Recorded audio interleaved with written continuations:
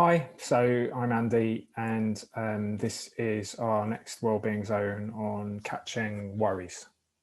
What we're going to think about is the ways that we worry, why we worry, and how we can think about addressing that in terms of our well-being.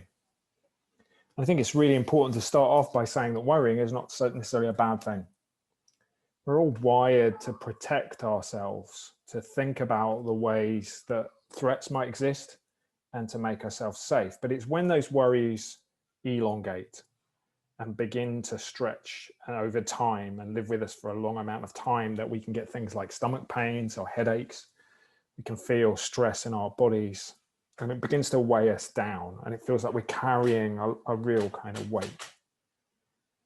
So we're just going to try a few things in this short video just to help us address that. And what I want to start with is thinking about just relaxing, finding a little bit of calm and letting go of our worries.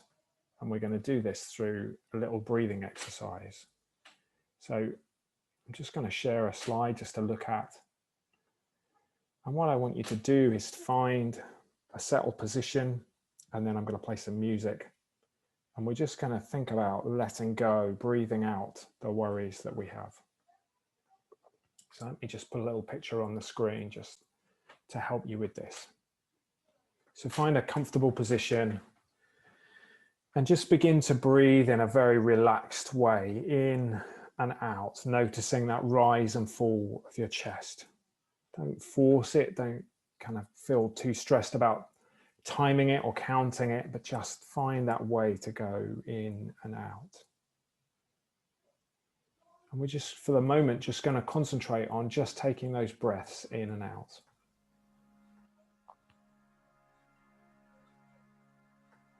I'll let the music just roll over this for a while. And try and find that real relaxed rhythm where all you're noticing is the in and out of your breath, the rise and fall of your chest. Find that very relaxed rhythm. If you're struggling, just do a deep sigh and just find that kind of rhythm. I'm just going to let the music play just for a minute or two, just so that you can think about that.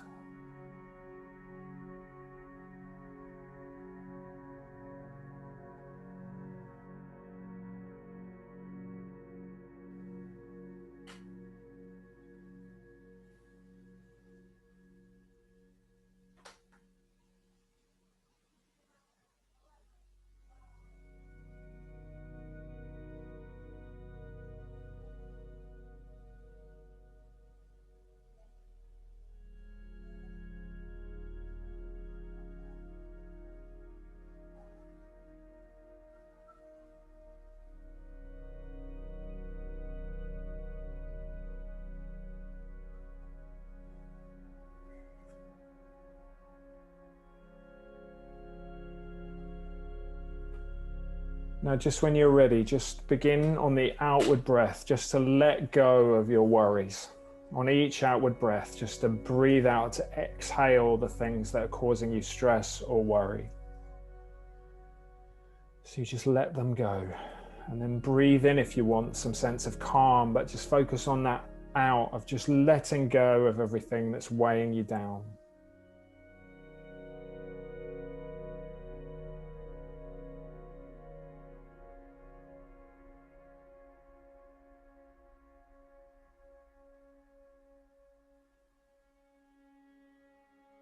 Let go of anything that you feel you're carrying.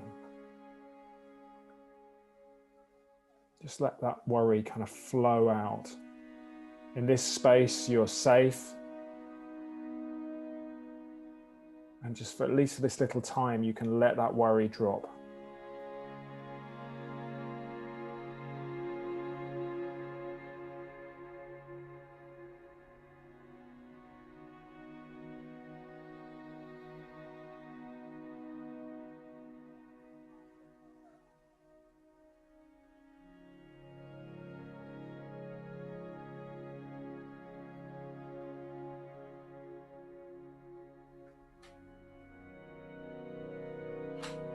So again, those outward breaths, letting your worry go.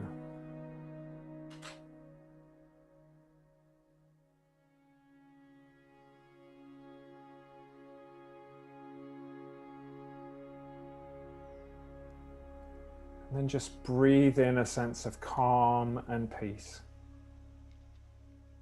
All those inward breaths, just allow calm and peace to flood into you.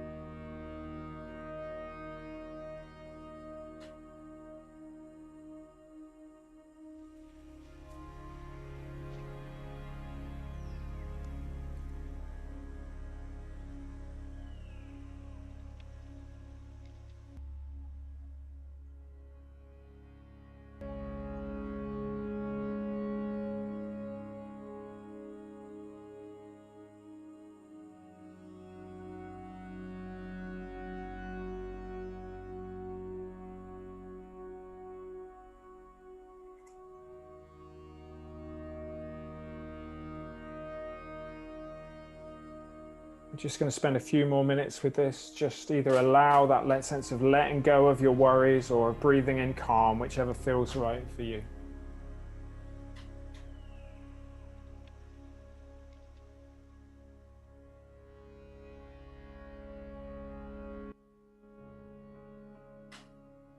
Just the last few breaths. Just allowing that sense of letting go.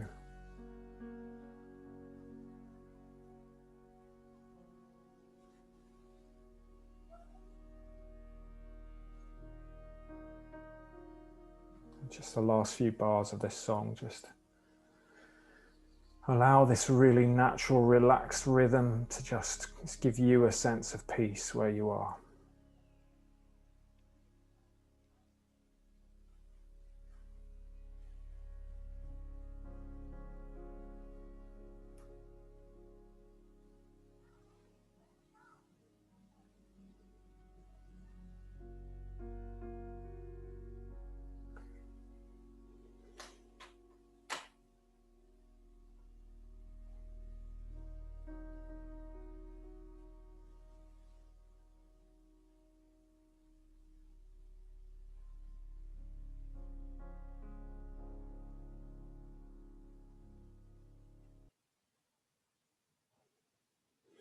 And then just when you're ready, just come back into the room.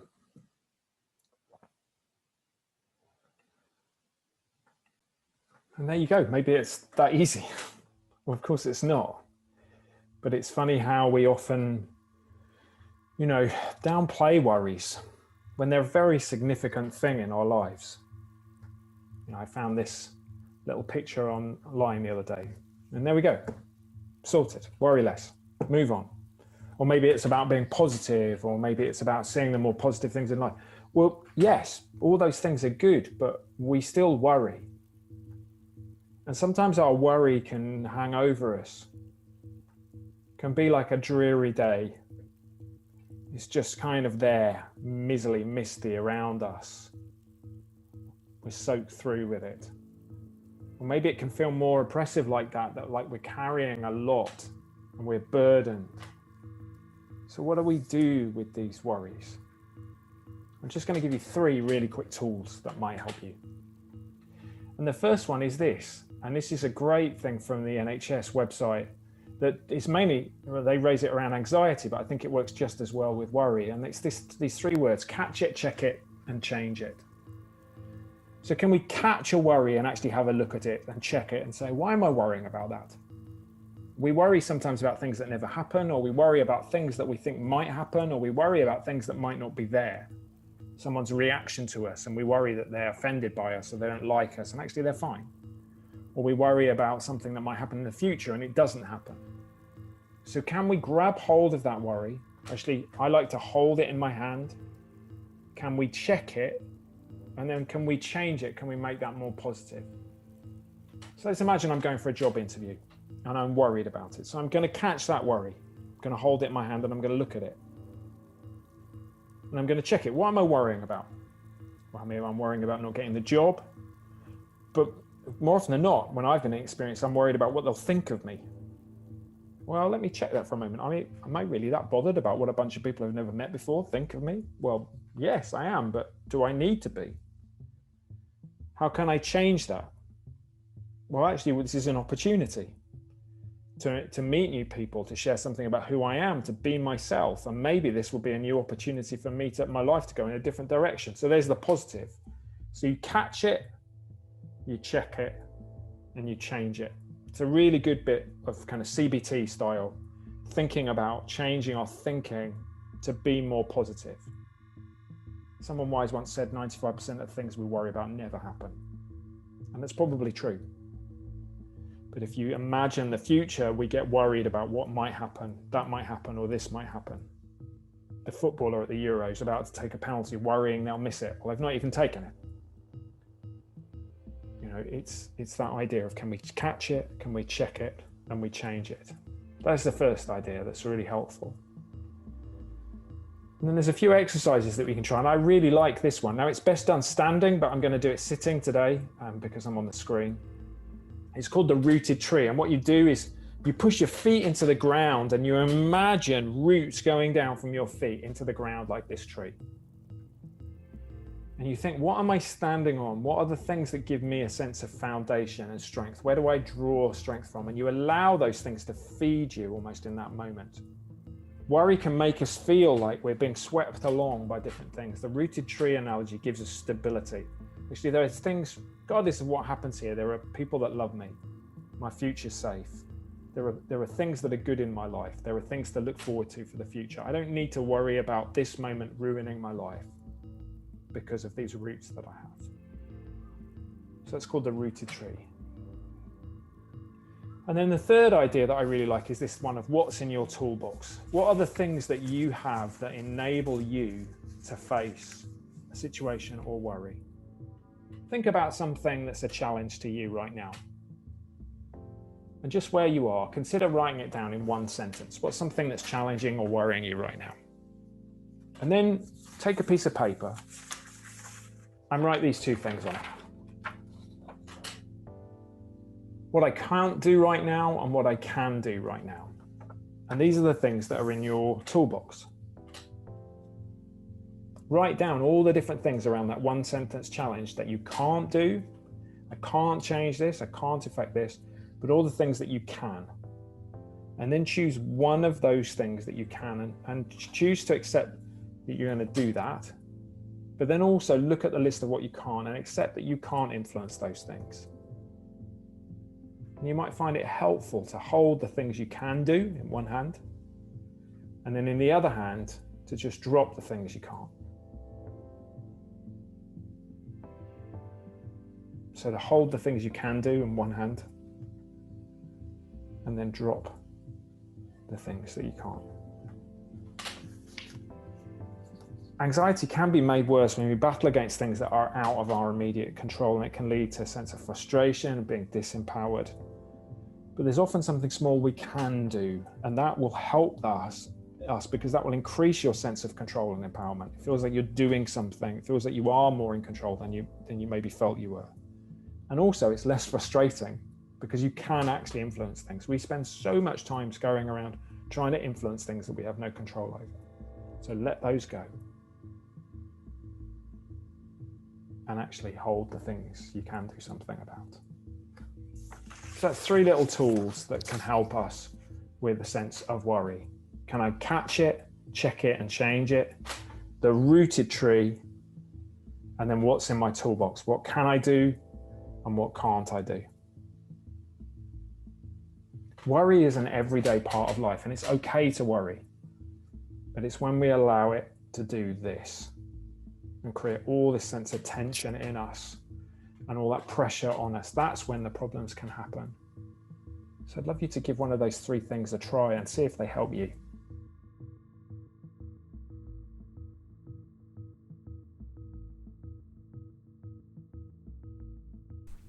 One of the most common things I get asked about Space to Breathe is, when did you come up with a name? That's a cool name. I have to be honest, it was largely by accident. Firstly, that, nobody else had used that name in the kind of, the area we were using, but also it was just an idea, really, that I had enjoyed the idea of creating space for people, and that kind of made sense. You take a space to breathe, to think about, kind of common phrase. When I actually began to dig into it, there's a lovely little concept behind it. You take a deep breath. You feel that slight contraction just above your stomach. That's your diaphragm pulling down in order to create space for your lungs to expand with air and then for you to breathe out.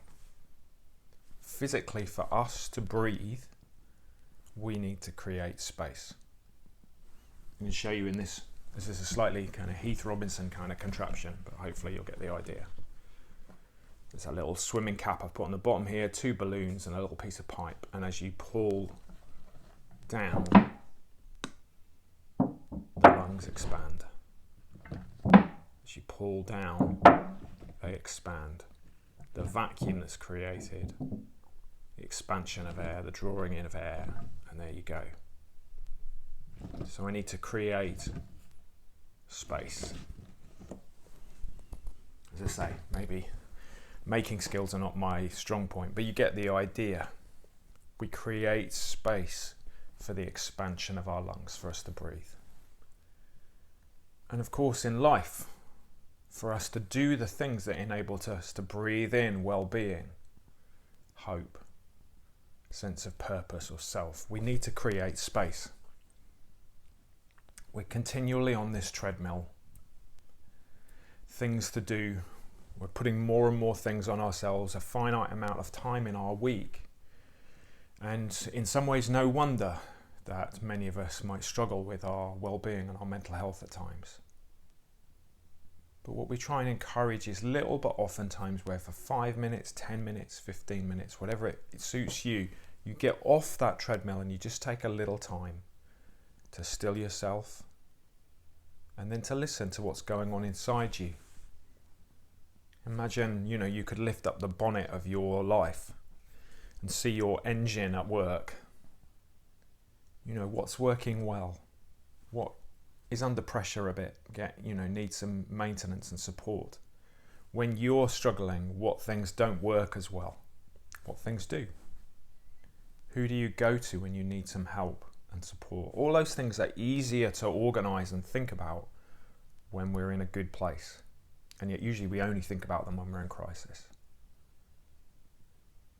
So why don't you take 5 minutes today to take some space to breathe?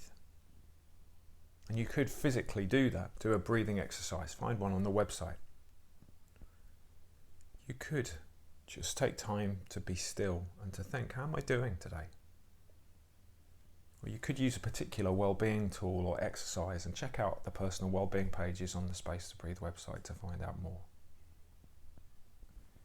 If we take space for ourselves to become more self-aware, to understand what's going on inside of us, and to see those pressure points when they happen or even before they happen, then we can look after ourselves before we get to a moment of crisis. That's the idea.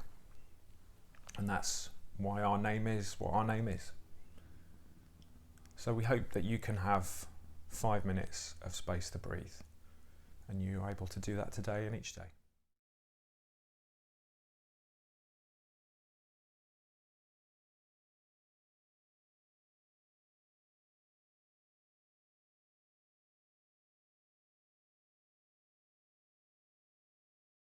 Hope you find that helpful. Cheers. See you later. Bye-bye.